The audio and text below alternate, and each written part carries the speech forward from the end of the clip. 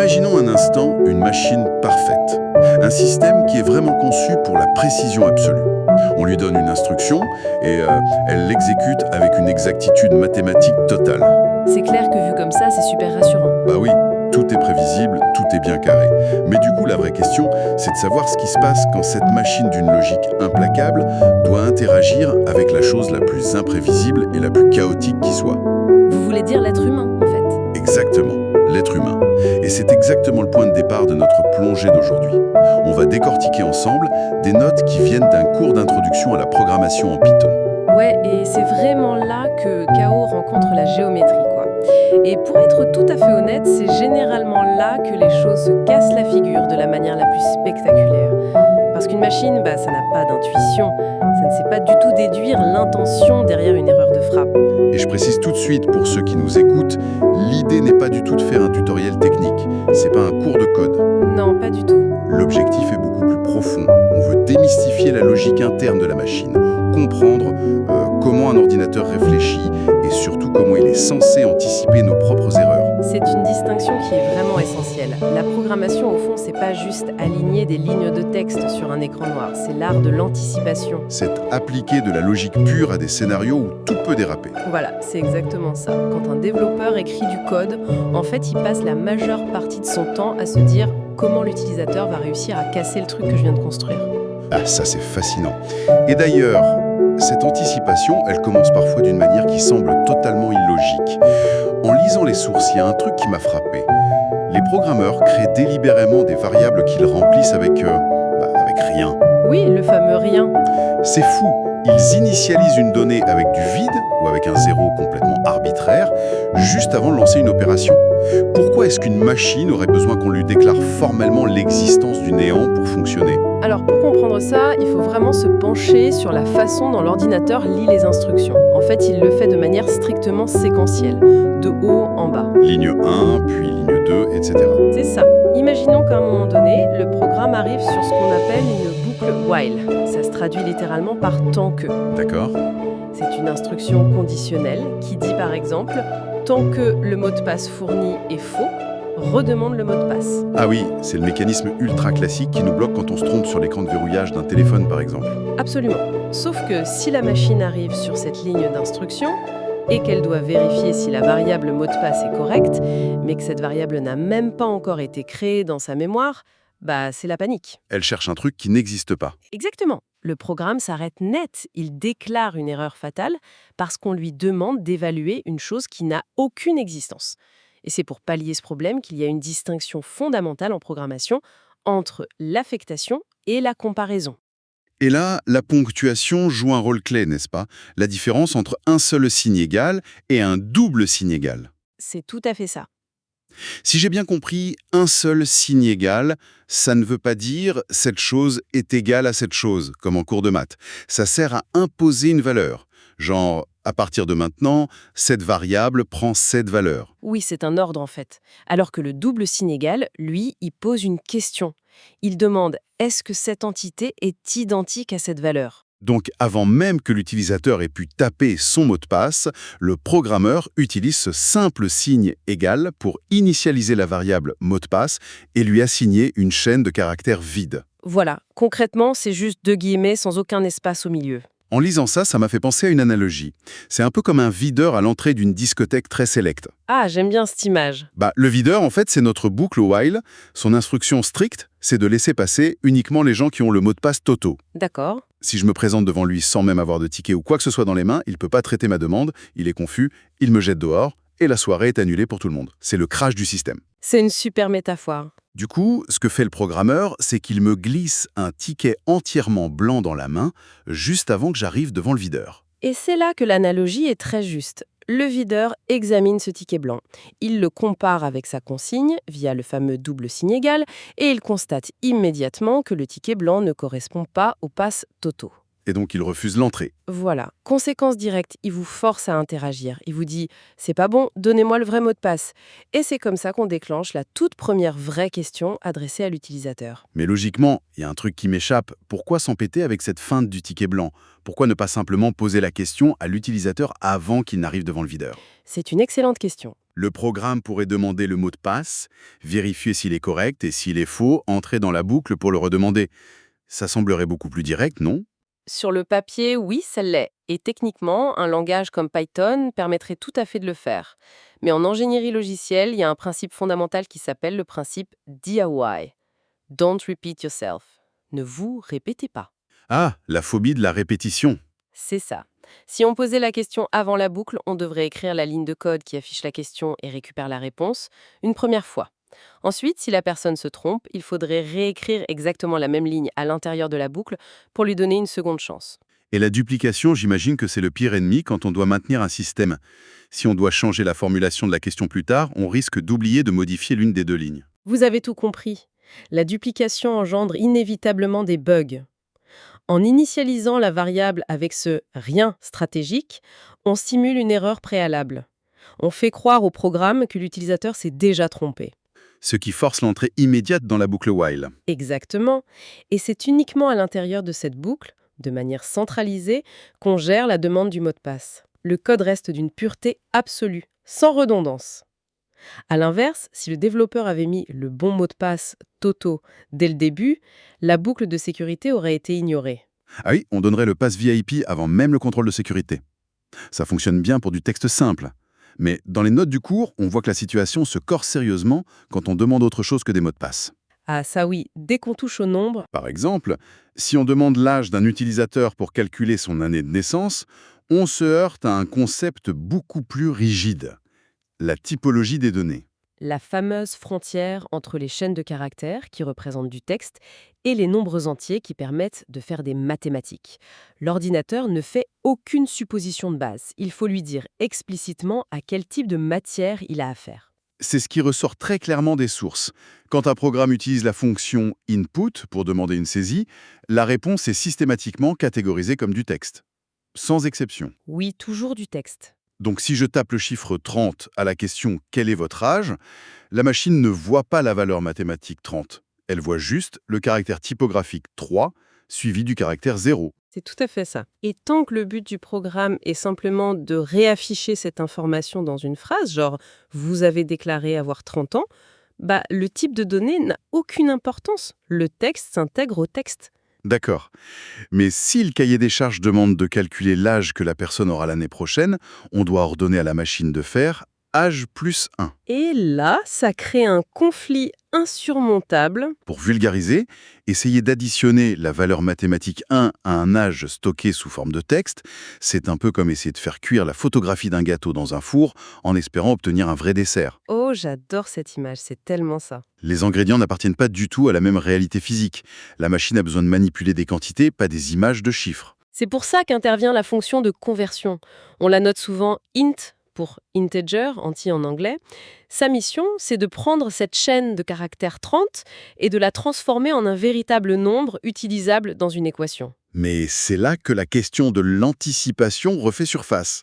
Que se passe-t-il si, au lieu de taper 30, l'utilisateur décide de taper ABCD ? Eh bien là, la conversion s'effondre.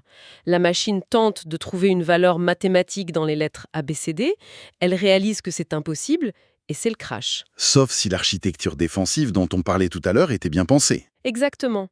Pour éviter ce crash fatal, le développeur utilise la même stratégie que pour le mot de passe. Il initialise au préalable une variable, disons, âge numérique, et lui donne une valeur aberrante comme 0 ou même moins 99. Une valeur qui garantit que la condition de la boucle « tant que l'âge est invalide » sera bien respectée. Voilà. D'accord, reprenons la chronologie pour être bien clair. L'utilisateur tape ABCD. Le programme lit la ligne où il est censé convertir ce texte avec la fonction int sur la partie droite de l'instruction. Oui. La tentative échoue lamentablement. Que devient alors la variable qui attend à gauche du signe égal ? C'est ça qui est génial avec la gestion de la mémoire. Puisque l'opération à droite a échoué, l'affectation n'a jamais lieu. Ah, le processus est interrompu en plein vol. C'est ça, avant même que la variable à gauche ne soit touchée. Par conséquent, la variable âge numérique ne se met pas du tout à jour. Elle conserve précieusement son état précédent qui était 0. Et comme elle reste à 0, la condition de la boucle while, qui vérifie si l'âge est toujours égal à 0, reste parfaitement vraie. C'est un mécanisme de résilience remarquable. Le programme ne plante pas. L'erreur de conversion génère une alerte interne, certes, mais la logique globale encaisse le choc. La boucle fait son travail, elle repart au début, et elle redemande l'âge comme si de rien n'était. Jusqu'à ce que la donnée fournie soit mathématiquement convertible. Ce qui nous amène à la question de la structure de ces boucles, parce que concevoir tout ça nécessite un plan de construction clair. Et là, on touche à un aspect de Python qui, honnêtement, me semble assez discutable. Ah, je crois savoir de quoi vous allez parler. Je parle de la structuration visuelle du code. L'indentation, le fait de décaler des lignes de texte avec des espaces ou des tabulations pour dire à la machine ce qui est à l'intérieur ou à l'extérieur d'une boucle. Les fameux espaces significatifs, ceux qui sont introduits par les 2 points à la fin de la condition. Mais c'est pas d'une fragilité absolue, ça. Baser toute la logique décisionnelle d'un programme sur des caractères invisibles à l'œil nu, si on supprime accidentellement un espace, le programme change de comportement. C'est vrai que ça peut surprendre. Dans d'autres systèmes, on utilise des mots très explicites comme début et fin pour délimiter les blocs. Laisser la machine interpréter des espaces, ça me paraît être un risque démesuré. C'est une critique très classique et elle est tout à fait légitime quand on découvre la syntaxe. Mais il faut comprendre la philosophie derrière ce choix. L'obligation d'utiliser l'indentation visuelle force de fait le développeur à écrire un code qui est structurellement lisible par un autre humain. Lisible, d'accord, mais à quel prix? Dans les langages qui utilisent des mots-clés de fin, on se retrouve souvent avec des blocs de code écrits de manière totalement anarchique, sans aucun alignement. La machine s'y retrouve, mais pour un œil humain, c'est un cauchemar. En imposant que la hiérarchie visuelle dicte la logique, on s'assure que la forme reflète scrupuleusement la fonction. Ce que vous voyez est exactement ce que la machine comprend. Exactement. La forme qui reflète la fonction, je reconnais que c'est très élégant. Mais les notes illustrent bien à quel point c'est impitoyable. Prenons le message de réussite finale. Une fois que la boucle a fini et que l'âge est validé, le programme doit afficher « L'an prochain, vous aurez tel âge ». Oui. Si, par maladresse, le développeur indente cette phrase avec une tabulation de trop, elle est instantanément considérée comme faisant partie de la boucle. Et là, les conséquences sur l'expérience utilisateur sont désastreuses.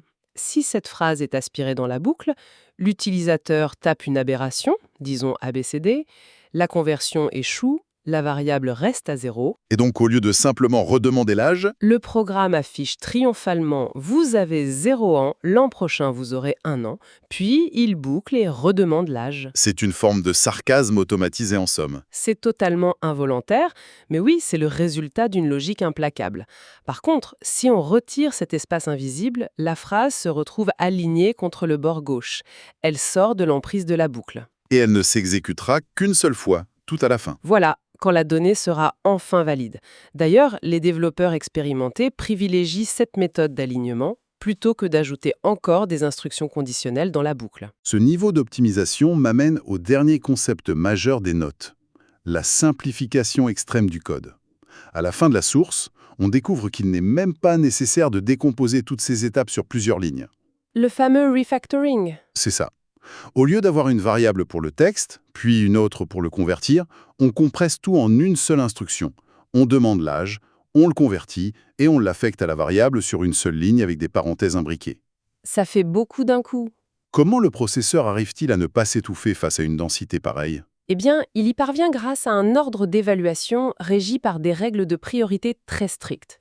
Le principe de base, c'est que la machine lit toujours une expression complexe de l'intérieur vers l'extérieur, un peu comme des poupées russes. Donc elle cherche d'abord les parenthèses les plus profondes. Tout à fait. Parce qu'un ordinateur ne peut pas maintenir en mémoire active un concept non résolu. Il doit transformer une action en données concrètes avant de passer à l'étape suivante. Logique. Dans une instruction combinée, la machine repère la fonction la plus centrale, donc la demande de saisie, elle suspend toute autre exécution et elle attend. L'utilisateur tape 20 par exemple. Voilà, la fonction centrale produit la chaîne 20. Ce n'est qu'à cet instant que la machine passe à la poupée russe juste au-dessus, la fonction int de conversion. Elle prend le texte 20 et le transforme en vrai nombre, entier. Et pour finir, elle remonte à la couche externe, le signe d'affectation, et range ce nombre dans la variable. C'est une vraie chorégraphie logique, quoi. Chaque étape dépend de la résolution totale de la précédente. Et on voit la même rigueur lors de l'affichage final, d'ailleurs. Ah oui, avec la fonction print. Oui, Pour imprimer une phrase avec un calcul, la machine fait le même balai. Elle prend le nombre, fait l'addition, puis reconvertit le résultat en texte avec la fonction straire. Parce qu'on ne peut pas afficher un concept mathématique brut au milieu de mots. C'est ça. Et seulement à la fin, elle assemble ces morceaux et envoie le tout vers l'écran. C'est d'une efficacité redoutable. Ça montre bien que derrière de simples commandes textuelles, il y a une succession d'évaluations qui s'emboîtent sans laisser la moindre place à l'interprétation. En observant toute cette complexité, il y a une question de fond qui s'impose. Pourquoi est-ce que quelqu'un qui ne codera jamais de sa vie devrait s'intéresser à ça? Quel est l'intérêt de comprendre comment une machine initialise des variables vides ou résout des parenthèses? Je suis convaincue que l'intérêt dépasse largement l'informatique. Comprendre cette mécanique, en fait, c'est s'entraîner à la pensée systémique. C'est-à-dire? Eh bien, la machine nous oblige à structurer notre pensée sans zone d'ombre. Face à un problème complexe dans la vie courante, adopter cette rigueur change complètement la donne. Donc, définir ces variables avant de parler, en quelque sorte? Exactement. Si on s'interroge sur la nature précise des informations qu'on manipule, est-ce un fait avéré ou une simple opinion? On évite de tirer des conclusions hâtives basées sur des données incompatibles. La rigidité du code comme révélateur de nos propres failles de raisonnement. C'est une perspective qui donne vraiment à réfléchir, et ça nous ramène à notre toute première observation. La confrontation entre la perfection de la machine et notre imprévisibilité. C'est tout le paradoxe. La machine exige une clarté absolue. Elle a besoin qu'on initialise son contexte, parfois avec un simple rien délibéré, pour ne pas s'effondrer au premier imprévu.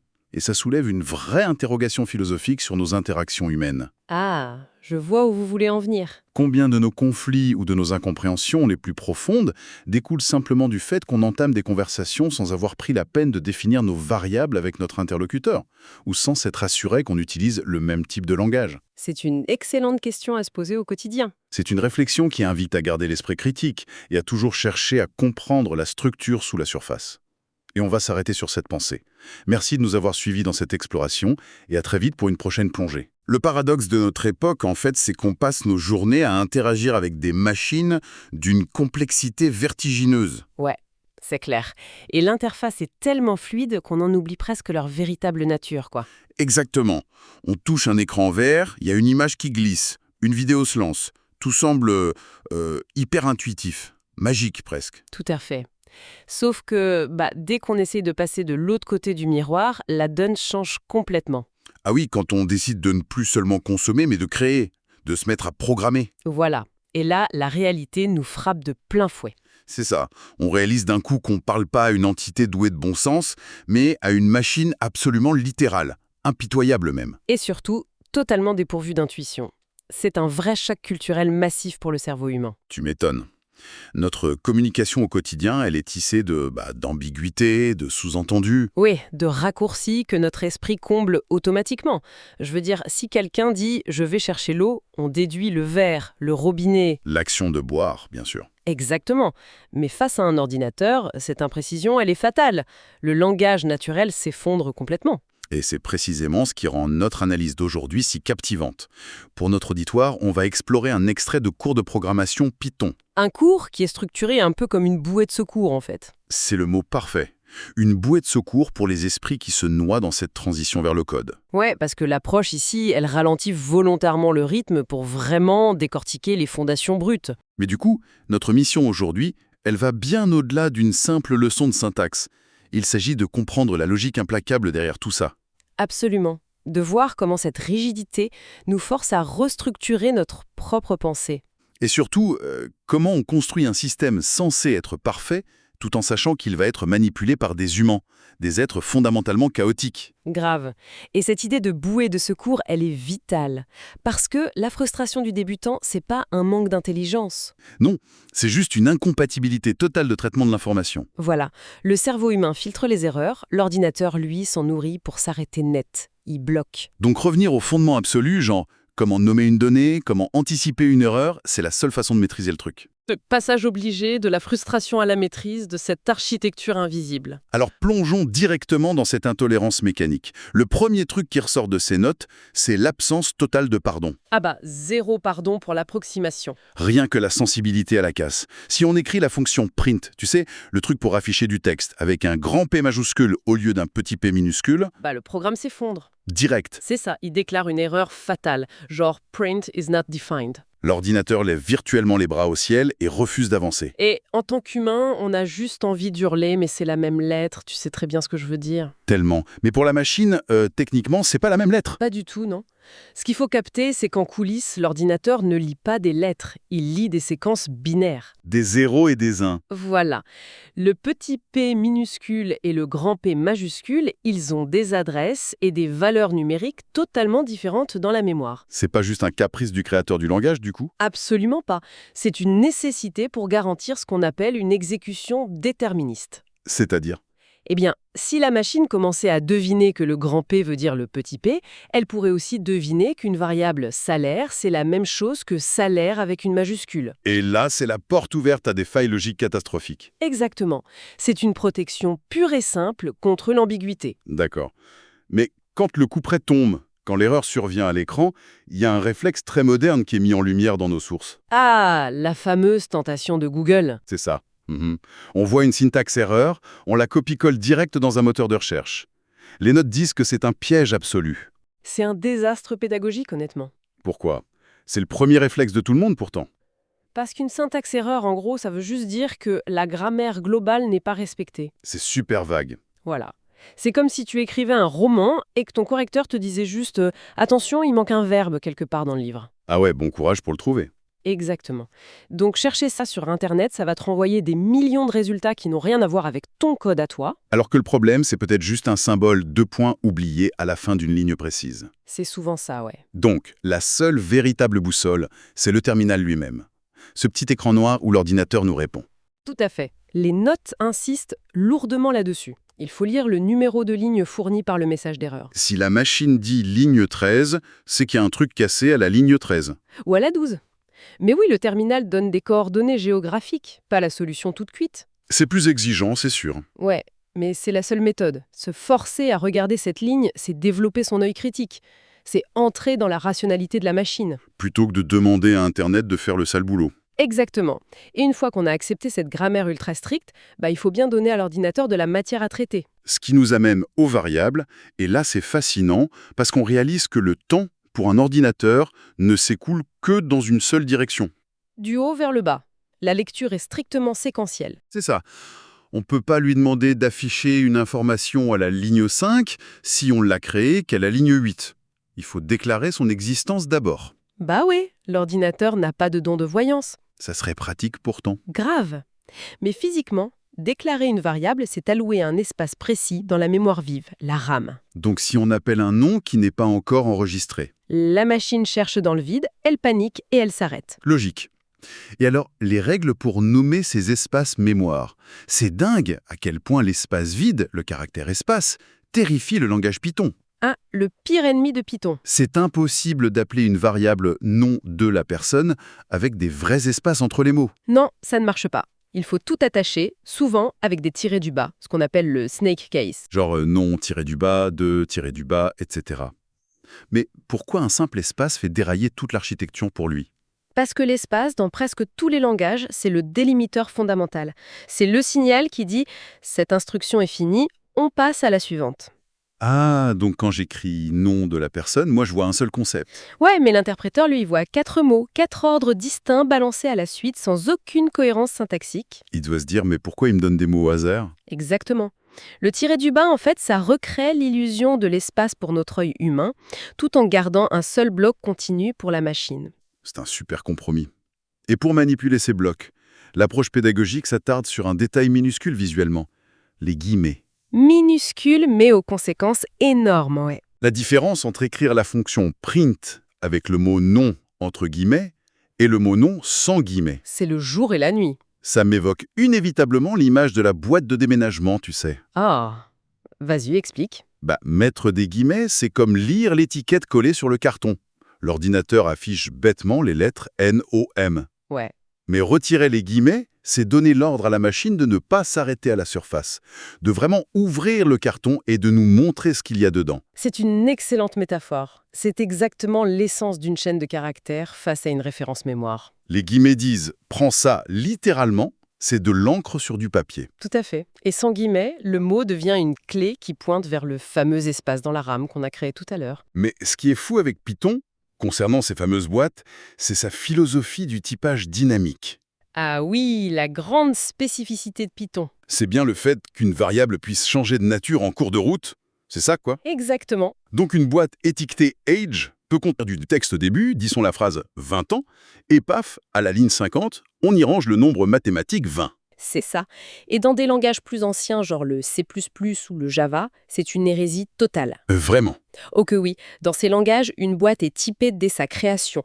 Si tu dis c'est pour du texte, tu pourras jamais y mettre des vrais chiffres. Alors que Python, lui, il s'adapte en temps réel. Python s'en fiche, le conteneur s'adapte au contenu. Vu de l'extérieur, pour quiconque nous écoute, ça a l'air génial, c'est souple, ça pardonne, et c'est beaucoup plus rapide à écrire. Pourquoi c'est si dangereux? Parce que le pire ennemi du développeur, c'est pas la machine, c'est lui-même dans 6 mois. Ou un pauvre collègue qui doit relire le code. Ah, l'amnésie du codeur. C'est ça. Si la variable âge change de nature en plein milieu, le développeur qui lit la ligne 60 ne sait plus du tout à quoi il a affaire. Il ne sait pas si c'est du texte sur lequel on peut faire de l'alphabet ou un nombre pour faire des maths. Exactement. L'intention claire du code disparaît complètement. Donc la solution, la recommandation explicite, c'est quoi? C'est de créer des nouvelles boîtes avec des noms super clairs. Si on passe d'un texte à un nombre, on crée une nouvelle variable, genre age-num ou age-int. On perd un peu en concision, mais on gagne une lisibilité absolue. La clarté avant la paresse. Toujours. En fait, coder, c'est avant tout communiquer avec d'autres humains, juste à travers la machine. J'adore cette vision. Mais cette illusion de contrôle, elle vole en éclats dès qu'on demande au véritable monde extérieur d'intervenir. L'utilisateur final, le facteur chaos. Voilà, quand on utilise la fonction input pour poser une question et attendre une réponse, là on fait face à la naïveté pure du système. Ah, input, la source de tant de bugs. La documentation est formelle. Input renvoie systématiquement du texte brut, une chaîne de caractères. Toujours. Même si la personne tape le chiffre 2, puis le chiffre 0. C'est fou ça. Pour nous, c'est le nombre 20. Ouais, mais pour l'ordinateur, taper sur la touche 2 du clavier, ça n'a aucune valeur mathématique intrinsèque. Le clavier envoie juste un signal typographique. Exactement. La machine enregistre l'image d'un 2. Pas du tout le concept de la vingtaine. C'est la grande illusion des données. À l'écran, on voit 20. Mais dans la mémoire, l'ordinateur voit le dessin du 2 collé au dessin du 0. C'est ça. Et c'est là que la confusion des types provoque des catastrophes. C'est clair. Si je prends cette réponse textuelle 20 et que j'essaie de lui ajouter le chiffre 5 avec un signe plus pour faire 25, le programme crache. Erreur de type immédiate. On ne peut pas mélanger de l'encre et des mathématiques. Ce qui soulève d'ailleurs un point super intéressant sur l'affichage à l'écran. Tu penses aux 2 méthodes pour joindre des éléments dans un print T. Oui, l'utilisation du symbole plus, la fameuse concaténation, face à la simple virgule. Visuellement, à l'écran, le résultat a l'air identique. Mais l'architecture derrière est complètement différente. Laisse-moi te proposer une théorie là-dessus. J'y pensais en imaginant une cuisine. Vas-y, je t'écoute. Le symbole plus, s'il refuse de mélanger du texte et des nombres, c'est parce qu'il agit comme un mixeur avant même de servir l'assiette. Un mixeur. Il doit vraiment fusionner chimiquement les éléments pour fabriquer un tout nouvel ingrédient, une seule grande chaîne de caractères. Et on ne peut pas mixer de la soupe avec des caillots. Ok, j'aime bien. Et la virgule, du coup? La virgule, ça serait comme servir un grand plateau repas. On pose le bol de soupe ici, le caillou à côté, sans jamais essayer de les fusionner. Et la fonction print apporte le plateau. C'est ça. Elle apporte le plateau à l'utilisateur et gère l'espacement visuel toute seule. C'est un excellent modèle mental. La concaténation avec le plus, c'est vraiment une opération active en mémoire. Le processeur calcule une nouvelle valeur. Absolument. Et face à des types incompatibles, il refuse le calcul. Et la virgule, du coup, c'est de la délégation de responsabilité. Voilà. On donne à la fonction print une liste d'objets séparés et on lui dit « démerde-toi, je les ai pas mélangés, mais affiche-les côte à côte ». C'est brillant. Et Print est programmée pour accepter cette diversité. Elle ajoute même un espace automatique entre chaque élément. C'est qui explique un truc crucial.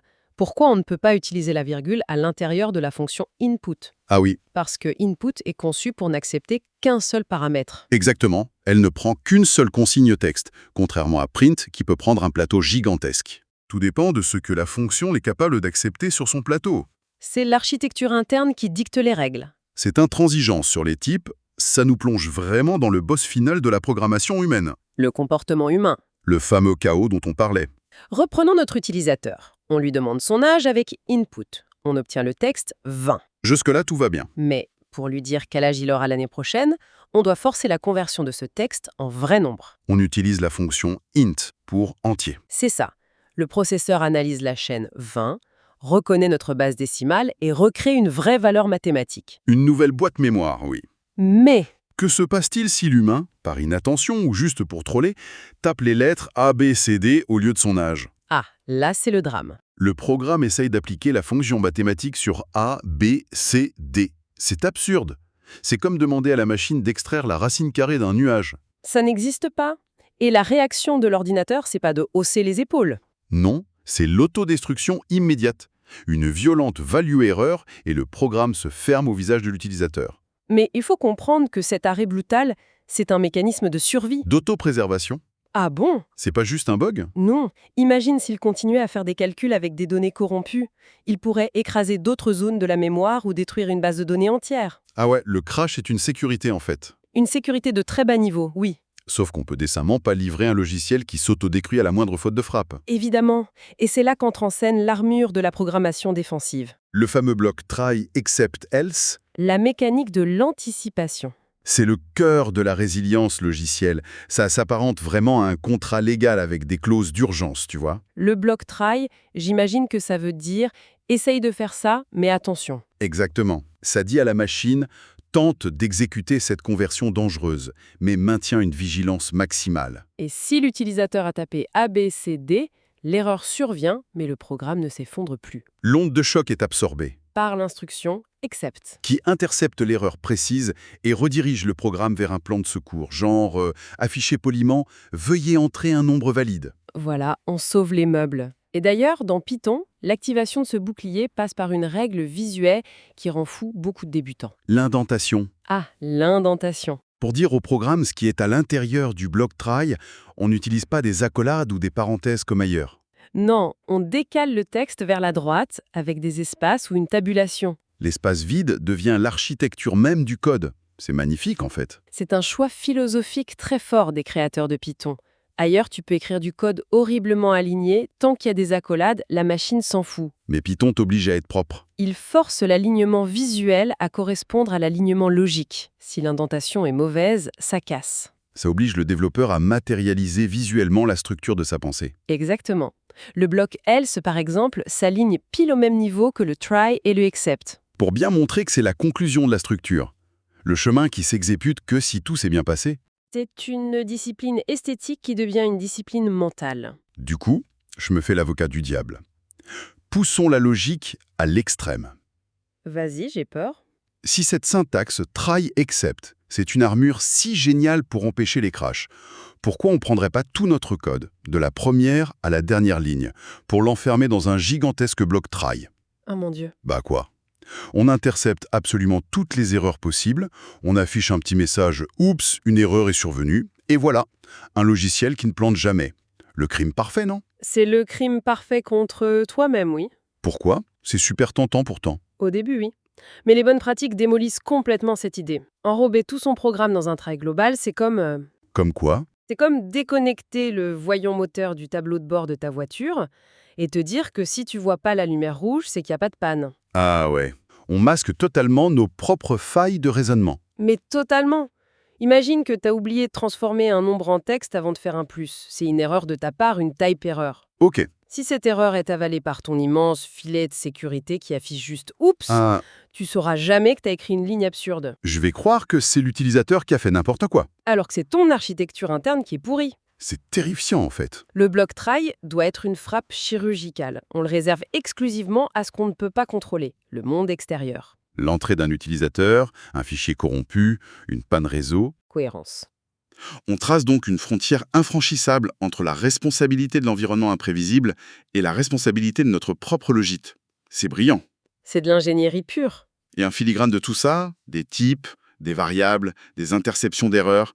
On réalise qu'un cours d'initiation à Python, c'est carrément une masterclass sur l'épistémologie. Ah bah, la syntaxe, c'est juste de la plomberie intellectuelle, hein. Oui. La vraie métamorphose, c'est de forcer notre esprit, très habitué au flou, à décomposer le monde en processus déterministes. Apprendre à construire des systèmes robustes capables d'accueillir le désordre extérieur sans s'y soumettre. Ce qui m'amène à une réflexion finale pour ceux qui nous écoutent aujourd'hui. En décortiquant cette logique implacable, on s'aperçoit que pour faire un truc banal, genre demander l'âge de quelqu'un, l'architecte du code doit tout modéliser. Chaque trajectoire d'échec possible. Il doit anticiper que la personne tapera des lettres, ou mettra des espaces invisibles, ou appuiera sur Entrée sans rien écrire. Et ça demande une sacrée capacité de projection. Du coup, est-ce que l'art de la programmation n'est pas, paradoxalement, la plus grande école de psychologie comportementale? C'est une excellente question. En cherchant à dicter une logique parfaite à une machine de silicium, l'ordinateur ne fait que nous tendre un miroir. Il révèle à chaque ligne de code à quel point notre propre nature humaine est intrinsèquement brouillonne, imprévisible et totalement chaotique. C'est une super conclusion. Une pensée à garder en tête lorsqu'il s'agira d'interagir avec la prochaine interface qui vous paraîtra en apparence si simple et si magique. Merci à tous les esprits curieux d'avoir partagé cette exploration avec nous.